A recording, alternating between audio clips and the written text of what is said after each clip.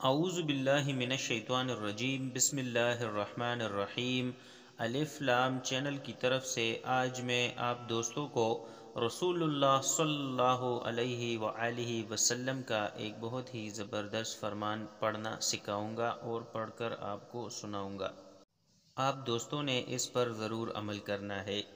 سیدنا عقبہ بن عامر رضی اللہ تعالی عنہ نے رسول اللہ صلی اللہ علیہ وآلہ وسلم سے پوچھا، یا رسول اللہ صلی اللہ علیہ وسلم، یا رسول اللہ، نجات کس میں ہے؟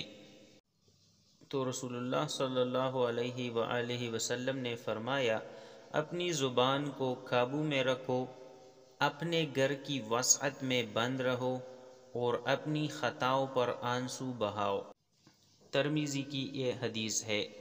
ان تین چیزوں میں جو ہے نا، اس میں آپ کا فائدہ ہے۔ اپنی زبان کو قابو میں رکھو، یعنی فالتو باتیں نہ کرو، اپنے گھر کی وسعت میں رہو، یعنی گھر سے باہر بلا ضرورت نہ نکلا کرو، اور اپنی خطاؤں یعنی اپنی گناہوں پر آنسو بہاؤ، اللہ تعالیٰ کے سامنے گڑ گڑاؤ۔